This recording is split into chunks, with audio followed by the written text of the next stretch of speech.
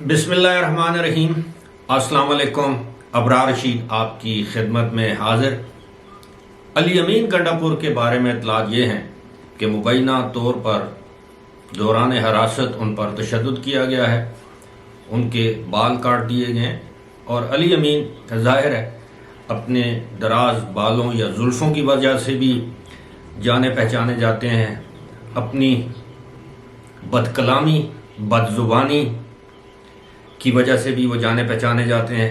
بلکہ میں تو یہ کہوں گا کہ بد کلامی اور بد زبانی تو معمولی الفاظ ہیں، لیکن علی امین کے ساتھ جو کچھ سلوک کیا جا رہا ہے ہم قطعی طور پر اس کی حمایت نہیں کر سکتے۔ کوئی بھی امن پسند، قانون پسند، آئین پسند شہری ایسے سلوک کی مذمت ہی کر سکتا ہے، اور ہم بھی اس کی مذمت کرتے ہیں۔ اور ہم سے مراد صرف میں ہی نہیں، میرے جیسے اور بہت سے لوگ جو اس طرح کے سلوک کی مذمت کرتے ہیں۔ معاملہ یہ ہے کہ علی امین گنڈا پور کو آج ایک مرتبہ پھر لاہور کی انسداد دہشت گردی کی عدالت میں پیش کیا گیا، اور پولیس نے ان کا مزید 4 روزہ جسمانی ریمانڈ مانگا، لیکن عدالت نے یا جج نے ان کا ریمانڈ دینے سے انکار کر دیا، یا یہ کہہ لیں کہ ان کو جوڈیشل ریمانڈ پر جیل بھجوانے کے احکامات جاری کیے۔ اس کے بعد سندھ پولیس لاہور کی عدالت میں پیش ہوئی، جج صاحب کے سامنے پیش ہوئی، اور انہوں نے استدعا کی کہ جناب علی امین انہیں بھی مطلوب ہے، لہذا راہداری ضمانت دیتے ہوئے ان کو، یا راہداری ریمانڈ کہتے ہیں، ضمانت کہتے ہیں، جو بھی ہے، ان کو سندھ پولیس کے حوالے کیا جائے۔ اور یوں علی امین گنڈا پور کو سندھ پولیس کے حوالے کر دیا گیا۔ بتایا جاتا ہے کہ شکارپور میں بھی ان کے خلاف دہشت گردی کا کوئی مقدمہ درج ہے۔ میں یہ سمجھنے سے قاصر ہوں کہ علی امین نے شکارپور میں کون سی دہشت گردی کی، علی امین نے سرگودا میں کون سی دہشت گردی کی۔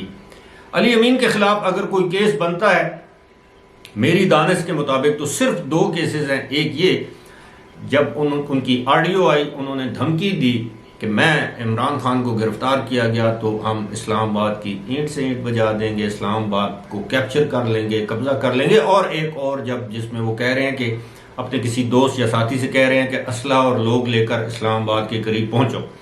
یہ 2 ایسے مقدمات ہیں، اور تیسرا مقدمہ جو میں سمجھتا ہوں کہ جو بکر پولیس کا ہے وہ کسی حد تک درست معلوم ہوتا ہے۔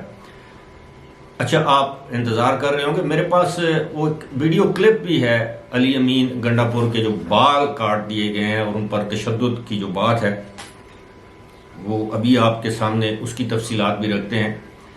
بھکر میں آپ کو یاد ہوگا کہ تقریباً 3 ہفتے پہلے علی امین گنڈا پور کو ایک ناکے پر روکا گیا، لیکن وہ نہیں رکے۔ اس کے بعد ان کے مبینہ طور پر یہ ساری باتیں پولیس کا بیان ہے کہ وہ نشے میں دھت تھے، پھر ان کے گارڈز نے فائرنگ کی، 2 گارڈز ان کے، یا 2 گارڈز یا ڈرائیور اور 2 گاڑیاں پولیس نے پکڑ لیں۔ علی امین پولیس چوکی پر فائرنگ کرتے ہوئے ڈی آئی خان کی جانب فرار ہو گئے۔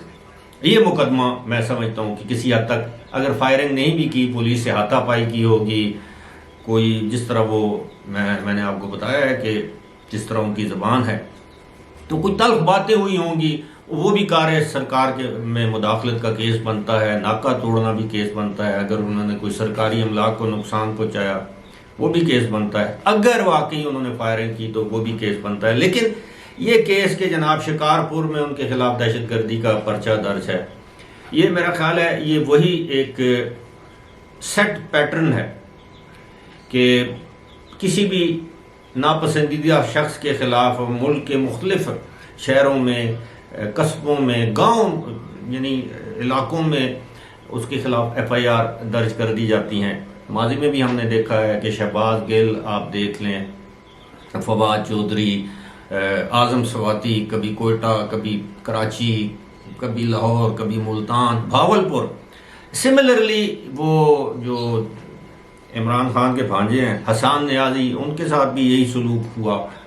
اب علی امین گرفت میں آئے ہوئے ہیں، تو میں سمجھتا ہوں کہ سیاسی مخالفین کے ساتھ اس طرح کی انتقامی کارروائی نہیں کرنی چاہیے۔ اور میں آپ کو ایک بات بتاؤں، پیپلز پارٹی میں ایک میں نے چیز دیکھی ہے کہ وہ جب بھی اقتدار میں آتے ہیں تو وہ بدلے یا انتقام کی سیاست نہیں کرتے۔ پیپلز پارٹی کا جو دور حکومت تھا 2013 سے 18 کے دوران، ملک میں ایک بھی سیاسی رہنما قید میں نہیں تھا، لیکن ہمارے جو مسلم لیگ نون والے ہیں، جہاں ان کو شیری دکھانی چاہیے، بہادری دکھانی چاہیے، وہاں یہ دکھاتے نہیں ہیں، اور جو کمزور ان کے ہتھے چڑھ جائے اسے یہ چھوڑتے نہیں ہیں۔ یہ ایک المیہ ہے ہمارا۔ میں اس پر اگلی ویڈیو میں آپ کو بتاؤں گا کہ ہماری یہ حکومت جو وزیر اعظم ہے یہ کس طرح ڈھیر ہو جاتے ہیں۔ عدلیہ بار اسمبلی کے اندر جناب یہ گرجتے ہیں، برستے ہیں، ہم یہ کر دیں وہ کر دیں، جب عدالت میں پیش ہوتے ہیں تو آپ یقین کیجئے بھیگی بلی بنے ہوئے یہ اس طرح، جی مائی لارڈ، جی جناب۔ ان کے وکلاء بھی ایسے ہیں، یہ خود بھی ایسے ہیں، انتہائی بزدل۔ مطلب اگر یہ بزدل نہ ہوتے تو آج میاں صاحب عمرے کی ادائیگی کے بعد سیدھے پاکستان میں آتے، لیکن نہیں۔ کم از کم میں ایک ساری باتیں آپ کر دیں، میں کم از کم پاکستان پیپلز پارٹی کے جو قیادت ہے نا، میں اس کو اس لیے کہتا ہوں کہ جناب یہ دلیر لوگ ہیں، انہوں نے جیلیں کاٹی۔ اب دیکھیں نا، آصف علی زرداری نے اس دن کہا کہ میں نے 14 سال بغیر کسی سزا کے جیل کاٹی۔ کوئی ہے پاکستان میں ایسا لیڈر؟ اور اف تک نہیں کی، کبھی نہیں رویا۔ اب آتے ہیں جناب علی امین گنڈا پور، جناب ان کو لاہور عدالت میں پیشی کے موقع پر ایک صحافی نے سوال کیا کہ جی سنا ہے آپ پر دوران حراست تشدد کیا گیا ہے، آپ کے بال کاٹ دیے گئے ہیں، تو وہ بالوں میں ہاتھ پھیرتے ہوئے کہتے ہیں، پہلے تو انہوں نے کہا کہ جی تشدد کے حوالے سے میں جب رہا ہوں گا تو میں آپ کو بتاؤں گا۔ یعنی انہوں نے تشدد ہونے کی نہ تصدیق کی نہ تردید کی۔ اس سے یہ ظاہر ہوتا ہے کہ کچھ نہ کچھ کیا گیا ہوگا۔ اب ضروری نہیں تشدد یہ ہو کہ آپ کو بھرا نہ کر کے، جس طرح عمران خان کہتے ہیں، ننگا کر کے مارا جائے۔ تشدد یہ بھی ہو سکتا ہے کہ آپ کو سونے نہ دیا جائے۔ تشدد یہ بھی ہو سکتا ہے کہ رات کو آپ کے کمرے میں جب آپ سو رہے ہوں تو لائٹ آن کر دی جائے، ارد گرد شور شرابہ ہنگامہ کر دیا جائے کہ آپ سو نہ سکیں۔ تشدد یہ بھی ہو سکتا ہے آپ کو آپ کی مرضی کا کھانا نہ دیا جائے۔ مختلف طریقے ہوتے ہیں، لیکن علی امین گنڈا پور نے یہ کہا کہ دیکھیں نا میرے بال جو ہیں وہ اب کم ہو گئے ہیں، تو اب لوگ مجھے کہتے ہیں کہ میں ینگ نظر آ رہا ہوں۔ خیر ینگ تو وہ اتنے زیادہ عمر رسیدہ بھی نہیں ہے، جوان ہی ہے، نوجوان نہ صحیح جوان ہے، لیکن وہ جو جیل یا حراست کی جو تکلیفات ہیں وہ ان کے چہرے سے عیاں ہیں۔ یہ وہ علی امین گنڈا پور ہے۔ لیکن یہ ہے کہ ظاہر ہے بندہ جب لمبے بال سنبھالنے بھی پڑتے ہیں، ان کی کافی دیکھ بھال کرنی پڑتی ہے، کیئر کرنی پڑتی ہے، ان کو شیمپو سے دھونا پڑتا ہے، مختلف قسم کے جو تیل یا آئل ہیں وہ لگانے پڑتے ہیں۔